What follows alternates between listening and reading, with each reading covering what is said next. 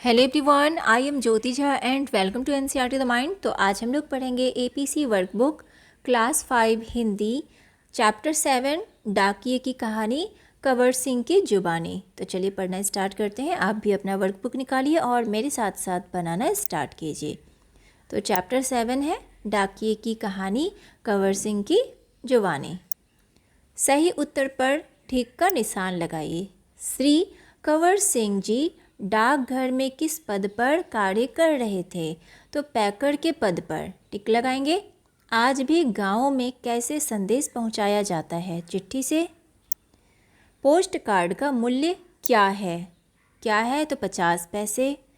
हिमाचल का सबसे ऊंचा गांव कौन सा है? किब्बड़, टिक लगाएंगे। बर्फ़ में अधिक देर तक चलने से कौन सी बीमारी हो जाती है? स्नो बाइट, टिक लगाएंगे। जो महिलाएं डाकिये का काम करती हैं उन्हें महिला डाकिया कहा जाता है। निम्नलिखित पुल्लिंग शब्दों के स्त्रीलिंग शब्द लिखिए। ठीक है, तो सेवक का सेविका, विद्वान का विदुषी, मालिक का मालकिन, सिपाही का सिपाही, ठीक है, सम्राट का सम्राज्ञी, नर का नारी। ठीक है, इस तरह से बनाना है, याद भी करना है। निम्नलिखित प्रश्नों के उत्तर दीजिए। श्री कंवर सिंह कहाँ के निवासी हैं? तो श्री कंवर सिंह हिमाचल प्रदेश के शिमला जिले के नेरवा गांव के निवासी हैं। जब यह साक्षात्कार हो रहा था, कंवर सिंह जी कहाँ और क्या काम कर रहे थे? तो जब यह साक्षात्कार हो रहा था तो कंवर सिंह जी किन्नौर जिले के मुख्यालय रिकांगपिओ में पैकर का काम कर रहे थे। डाक सेवक को क्या क्या काम करने होते हैं? तो चिट्ठियाँ, रजिस्ट्री पत्र, पार्सल, बिल, बूढ़े लोगों की पेंशन आदि छोड़ने गांव-गांव जाना पड़ता है। डाकिया बनने के लिए क्या करना पड़ता है? तो पैकर के बाद बस एक इम्तिहान पास करके डाकिया बन सकते हैं। हिमाचल में बूढ़े लोगों को पेंशन हर 6 महीने के बाद क्यों दी जाती है? तो हिमाचल में बूढ़े लोगों को पेंशन हर 6 महीने के बाद इसलिए दी जाती है ताकि इकट्ठा पैसा उनके काम आ सके। भारतीय डाक सेवा के बारे में 4 से 5 वाक्य लिखिए। तो हमारे देश की डाक सेवा आज भी दुनिया की सबसे बड़ी डाक सेवा है। यह बहुत सस्ती भी है। केवल 5 रुपये में देश के किसी भी कोने में हम चिट्ठी भेज सकते हैं। पोस्ट कार्ड तो केवल 50 पैसे का ही आता है, यानी 50 पैसे में भी हम देश के हर कोने में अपना संदेश भेज सकते हैं। पहाड़ी इलाकों में डाक पहुंचाने में क्या क्या परेशानियां आती हैं? तो पहाड़ी इलाकों में अप्रैल के महीने में भी बर्फ़बारी हो जाती है। बर्फ़ में चलते हुए पैरों को ठंड से बचाना पड़ता है, वरना स्नो बाइट हो जाते हैं जिससे पैर नीले पड़ जाते हैं और उसमें गैंग्रीन हो जाती है जिससे उंगलियां झड़ सकती है। ऊंचे नीचे ढलानों पर चलना पड़ता है। श्री कंवर सिंह को सरकार ने बेस्ट पोस्टमैन का पुरस्कार क्यों दिया? पुरस्कार में उन्हें क्या क्या दिया गया?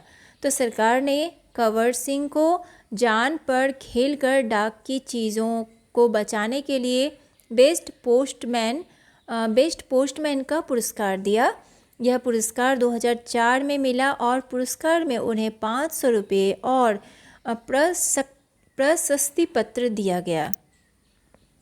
ठीक है, इसके बाद है गुनगुनी धूप में। गुनगुनी शब्द धूप की विशेषता बता रहा है। नीचे दिए गए शब्दों के लिए एक एक विशेषण शब्द लिखिए। ठीक है, तो देखिए विशेषण शब्द लिखना है। ढलान, तो कैसी ढलान? ऊंची ढलान। डाक सेवा, भारतीय डाक सेवा। गांव, पहाड़ी गांव। औरतें, खूबसूरत औरतें। माँ बाप, बूढ़े माँ बाप। और इलाका, तो खतरनाक इलाका। पाठ में आपने पढ़ा कि श्री कंवर सिंह जी नीली वर्दी पहनकर अपना काम करते हैं। आपके घर के इलाके में डाकिया किस रंग की वर्दी पहनता है। ठीक है, तो हमारे इलाके में डाकिया खाकी रंग की वर्दी पहनता है। तो आपकी साइड किस तरह की वर्दी पहनता है वो आप अपने अकॉर्डिंग लिखेंगे। कंवर सिंह जी पैदल ही डाक बांटने का काम करते हैं। आपके घर डाकिया डाक देने कैसे आता है? तो हमारे घर डाकिया डाक देने साइकिल या मोटरसाइकिल से आता है।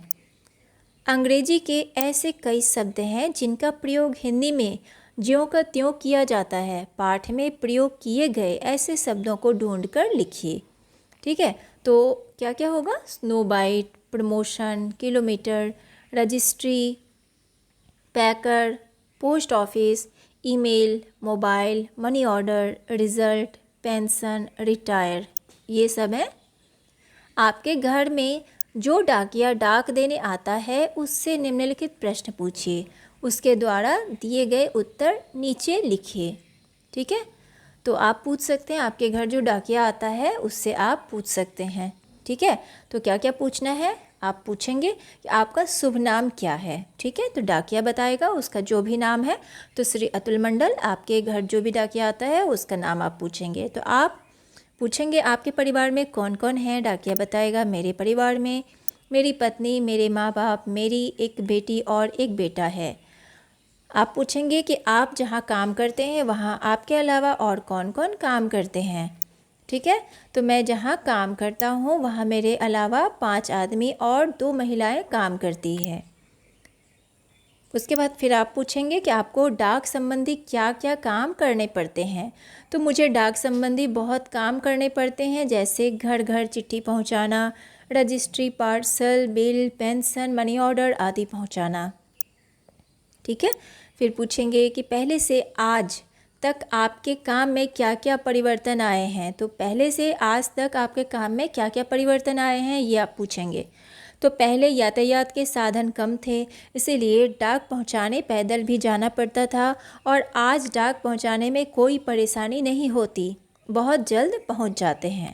ठीक है, फिर पूछेंगे आप कि क्या सरकार ने आपको पर्याप्त सुविधाएं दी है। तो हाँ, सरकार ने हमें पर्याप्त सुविधाएं दी हैं। तो क्या क्या सुविधा दी है तो वो आपको बताएंगे, तो आप लिखेंगे। आप सरकार से और कौन कौन सी सुविधाएं चाहते हैं? तो हम सरकार से पेंशन और वेतन बढ़ाने की सुविधा चाहते हैं और साथ ही यातायात की सुविधा भी चाहते हैं। तो आपका वर्कबुक कंप्लीट हो चुका है। कैसा लगा पढ़ के मुझे ज़रूर बताइए। अच्छा लगा हो मेरा पढ़ाना तो मेरे चैनल एनसीईआरटी द माइंड को लाइक सब्सक्राइब कीजिए और पास में दिए गए बेल आइकन को ज़रूर प्रेस कर दीजिए, ताकि एनसीईआरटी से रिलेटेड हर वीडियोज़ आपके पास समय से पहुँचती रहे। तो मिलते हैं नेक्स्ट वीडियो में, तब तक के लिए bye, take care, thanks to watch my video.